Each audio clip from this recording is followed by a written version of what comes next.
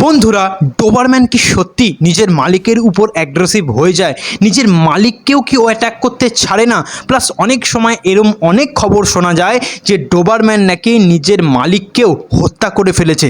এই জিনিসগুলো কি সত্যি?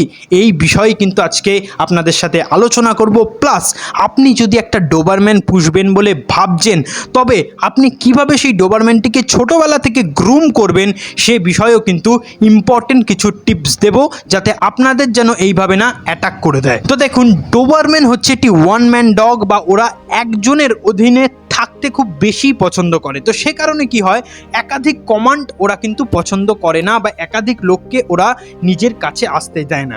এটা কিন্তু ওদের অনেক ক্ষেত্রে দোষ, আবার অনেক ক্ষেত্রে গুণ হিসাবেও প্রকাশ পায়। কারণ দেখুন, এই কারণে ওরা অনেক সময় ফ্যামিলি ডগ হয়ে উঠতে পারে না।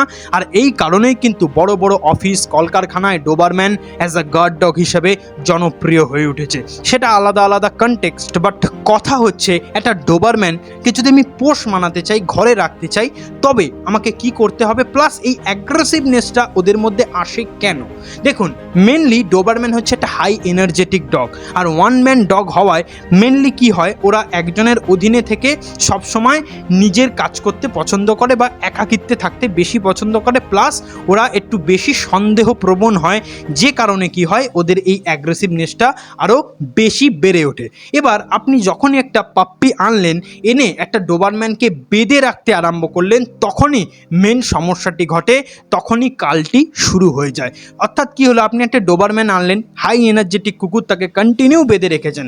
শরীরে তো এনার্জিটা কনজার্ভ হচ্ছে, তো সেই শরীরের এনার্জিটা ও পাস করবে কি করে? তো সেক্ষেত্রে কি হয়, ডিপ্রেসড হয়ে যায় অনেক সময়। অনেক ক্ষেত্রে ওরা কিন্তু নিজের বিহেভিয়ার চেঞ্জ করে ফেলে, অ্যান্ড এই ডিপ্রেস হওয়ার কারণে, বোর হওয়ার কারণে যখনই আপনি ওর এগেনস্টে যাওয়ার চেষ্টা করেন, ও কিন্তু আপনাকে কামড়ে দেয়। আর এই কারণেই মালিকের উপর অ্যাটাকের ঘটনাগুলি কিন্তু ঘটে। এরকম অনেক ঘটনা আছে যেখানে মালিক তার নিজের ডোবারম্যানকে স্নান করাতে পারে না, মালিক তার নিজের ডোবারম্যানকে গিয়ে খেতে দিতে পারে না। তো সেক্ষেত্রেই কিন্তু এই ধরনের ঘটনা ঘটে। মালিক বা আপনি যখন বিরক্ত হয়ে ওর উপর হামলা করে দেন, বা ওর উপর একটা আঘাত পৌঁছানোর চেষ্টা করেন ওকে থামানোর জন্য, তখনই কিন্তু হিতে বিপরীত হয়ে যায়। তো একটাই কথা, এই ধরনের পোষ্য যদি আপনি পোষেন, ডোবারম্যান যারা হাই এনার্জেটিক ডগ, ওদের কিন্তু সবসময় ছোটোবেলা থেকে পুষুন, আর ওদের ছেড়ে রাখবেন। ছোটোবেলায় আনবেন, এনেই একটা ডোবারম্যান পাপ্পিকে এনে কিন্তু ছেড়ে দিন নিজের ঘরে, সবার সঙ্গে সোশ্যালাইজ করান।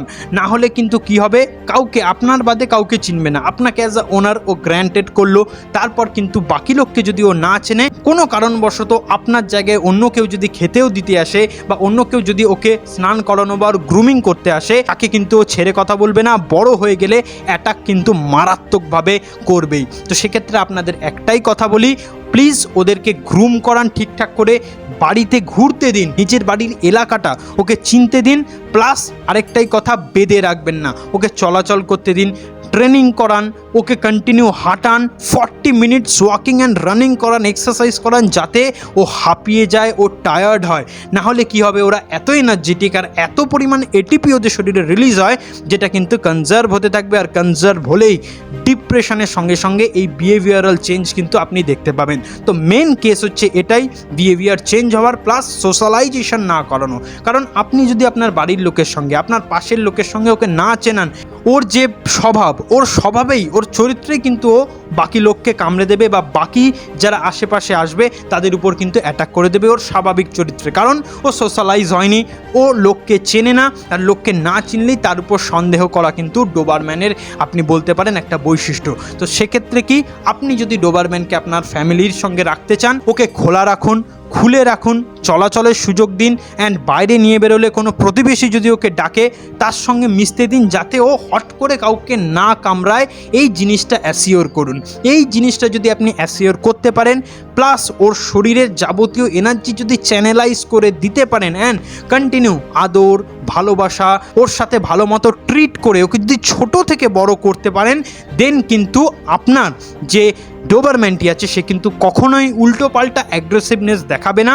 প্লাস আরেকটা কথা বলি, ডোবারম্যান পুষতে গেলে আপনাকেও কিন্তু একটু শক্তপোক্ত হতে হবে, প্লাস ওকে কন্ট্রোল করতে হবে। যেমন ছোটোবেলায় ও যে খাচ্ছে, সেই খাওয়ার বাটিতে হাত দেওয়া, ও যেখানে জল খায় সেই জলের পাত্রটিকে ওর সামনে ও খোলা থাকা অবস্থায় চেঞ্জ করার, এই যে অধিকার সেইগুলো ওকে দেখাতে হবে যে হ্যাঁ আমার কিন্তু তোমার উপর হাত দেওয়ার অধিকার আছে, অ্যান্ড বাড়ির বাকি লোকেদেরও কিন্তু সেই জিনিসগুলো করে ওকে বোঝাতে হবে যে হ্যাঁ উনি না থাকলে আমি কিন্তু এই কাজগুলো করতে পারি। প্লাস ওকে আঁচড়ানো, ওকে স্নান করানো, এই সমস্ত জায়গায় কিন্তু সবসময় ওর উপর একটা অধিকার যে আপনার আছে সেই জিনিসটা আপনাকে ক্রিয়েট করতে হবে। তাহলে কিন্তু গ্যারান্টিড ছোটোবেলা থেকে এই অ্যাগ্রেসিভনেসটা কিন্তু ওর মধ্যে আর তৈরি হবে না। তো ভিডিওটি যদি ভালো লেগে থাকে please like, share and subscribe করবেন, বন্ধুদের সঙ্গে শেয়ার করবেন, এবং কোনো যদি কোশ্চেন আর থেকে থাকে কমেন্ট বক্সে কিন্তু জানিয়ে দেবেন। Thank you.